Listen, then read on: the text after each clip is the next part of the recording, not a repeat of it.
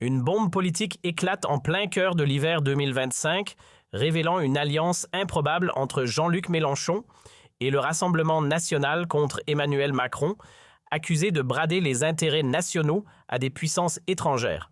La France se retrouve au bord d'une fracture historique où les lignes idéologiques s'effacent devant une même dénonciation, la trahison de l'Élysée. Le 22 décembre 2025, un cri d'alarme retentit sur le blog personnel de Jean-Luc Mélenchon, un réquisitoire implacable contre Emmanuel Macron, accusé de transformer la France en comptoir ouvert aux appétits étrangers. En quelques heures, ces mots enflamment les réseaux sociaux, tandis que les médias s'emparent d'une question explosive et si pour la première fois la gauche radicale et l'extrême droite convergeaient vers un même combat, la République n'est plus à vendre, hurle un militant sur X, relayant un appel à la mobilisation générale contre les marchands d'influence qui dilapident notre souveraineté.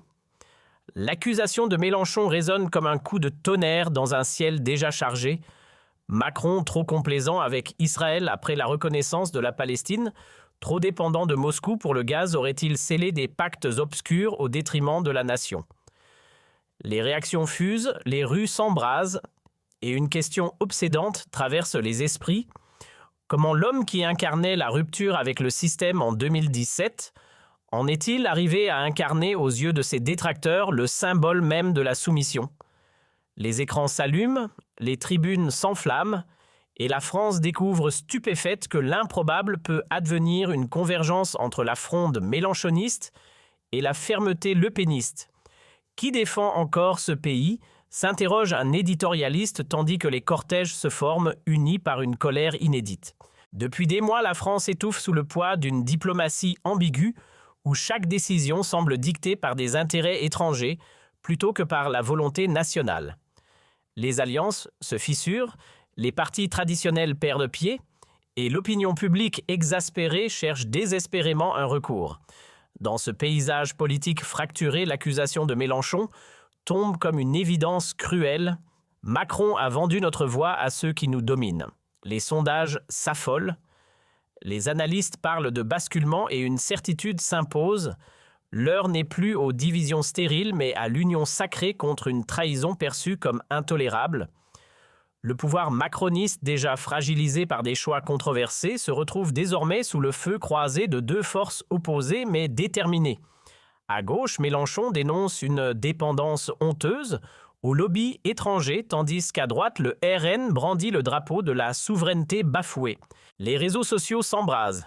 Les hashtags « Macron traître » et « France à vendre » inondent les timelines et une question lancinante émerge: jusqu'où ira cette alliance inédite entre ceux qui, hier encore, s'affrontaient sans merci?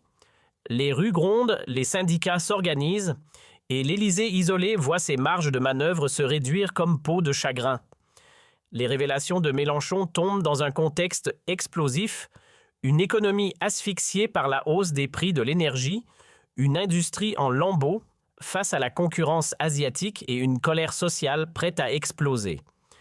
Macron a livré nos usines aux étrangers, tonne un syndicaliste sur X, tandis que les chiffres de l'INSEE confirment l'hémorragie plus 122% sur les factures d'électricité depuis 2024, des délocalisations en série et un chômage qui repart à la hausse.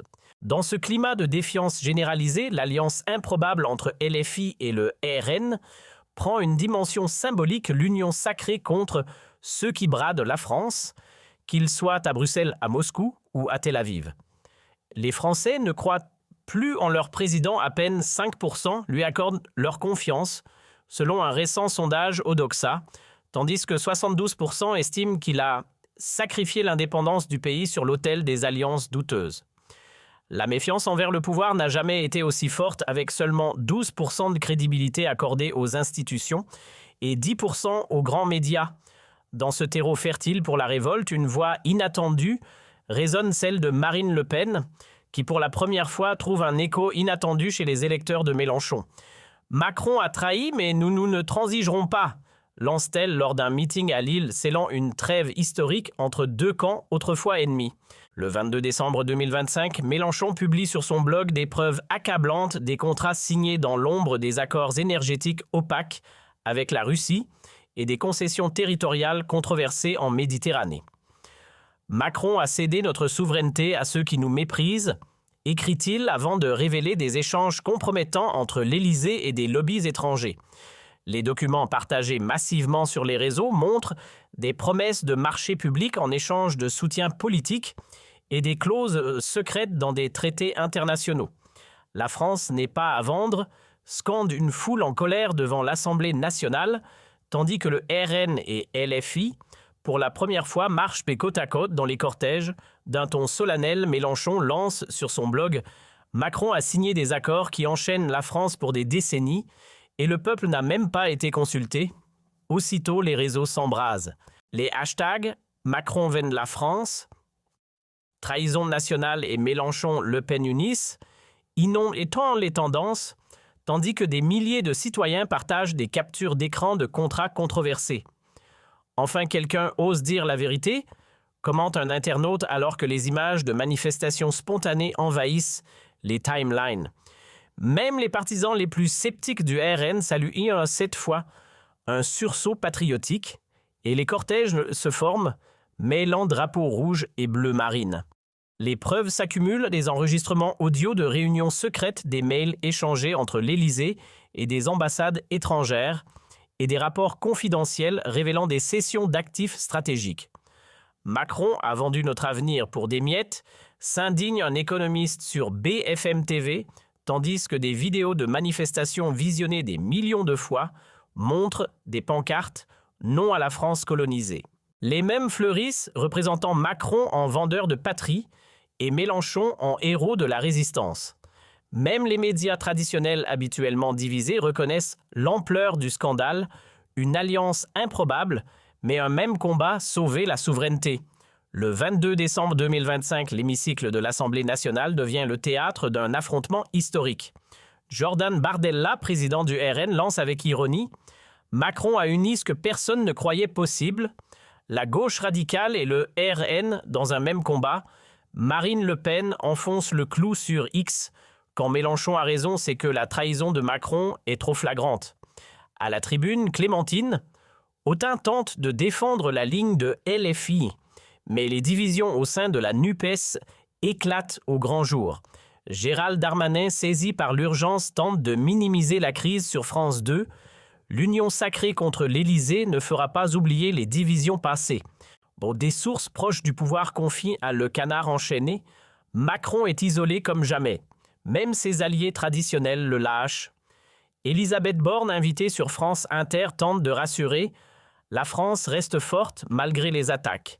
Les médias s'emballent. Le Monde titre « Mélenchon et Le Pen, l'alliance improbable qui fait trembler Macron », tandis que Mediapart parle d'un sursaut citoyen face à la trahison des élites. Sur BFM TV, un débat oppose Jean-Luc Mélenchon et Marine Le Pen, où cette dernière déclare « Aujourd'hui, nous avons un ennemi commun, ceux qui bradent notre pays ». Éric Zemmour, sur CNews, dénonce un complot contre la souveraineté et François Asselineau évoque la fin d'un système. Les grands médias habituellement prompts à commenter restent étrangement silencieux. Pourquoi France 2 et TF1 ignorent-ils le scandale? S'interroge un collectif de journalistes sur X, tandis que la presse internationale s'empare de l'affaire. The New York Times titre « En France, l'improbable alliance Mélenchon-Le Pen fait vaciller Macron » et Der Spiegel évoque « La fin d'une époque pour l'Europe ». Les rues de Paris, Lyon et Toulouse s'embrasent. Macron démission, scandent les manifestants brandissant des drapeaux tricolores aux côtés des bannières LFI et RN. L'histoire s'écrit sous nos yeux, commente un historien sur France Culture, alors que les images de foules unies font le tour du monde. Les vidéos des manifestations virales montrent une France en ébullition, barricade dressée devant l'Assemblée, farmers bloquant les axes routiers avec leurs tracteurs et des étudiants occupant les universités. Grève générale, lance la CGT et Solidaire, plongeant le pays dans une paralysie sans précédent. Les marchés financiers réagissent immédiatement, le CAC 40 s'effondre de 4% et l'agence Fitch avertit d'un risque de dégradation de la note souveraine. Macron a réveillé un géant, tweet un économiste alors que les hashtags « France en colère » et « Talani souveraineté volée » dominent les réseaux. Ce n'est plus une crise politique, c'est une révolution, analyse un éditorialiste de Libération. Pourquoi Mélenchon et Le Pen ont-ils scellé cette alliance inédite? Certains y voient une réponse à l'urgence nationale, d'autres, une stratégie pour affaiblir Macron avant les prochaines élections. Macron a poussé ses ennemis à s'unir par sa politique de soumission, analyse un politologue sur LCI. Les Français, eux, réclament des comptes. Qui a signé ces accords? Où est passé l'argent de nos impôts?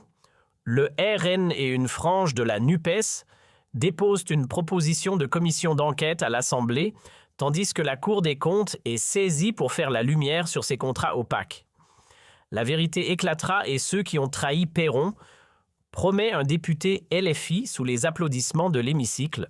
Mélenchon prépare une contre-attaque médiatique, mais chaque mot pourrait enflammer davantage la colère populaire. Si vous ne supportez plus de voir la France bafouée, rejoignez-nous pour la reconquête, écrit-il dans un post viral. Marine Le Pen, elle voit dans cette crise une opportunité historique. Le réveil de la France commence aujourd'hui. Les rumeurs d'une dissolution de l'Assemblée se multiplient et le Figaro évoque un scénario de chaos institutionnel. Ce n'est pas la fin de Mélenchon, mais le début d'une nouvelle ère, tweet un militant, tandis que les sondages annoncent un raz-de-marée pour le RN aux prochaines élections. La France ne sera plus jamais la même, conclut un éditorial du Point, alors que les drapeaux tricolores flottent sur les places publiques, symboles d'une unité retrouvée.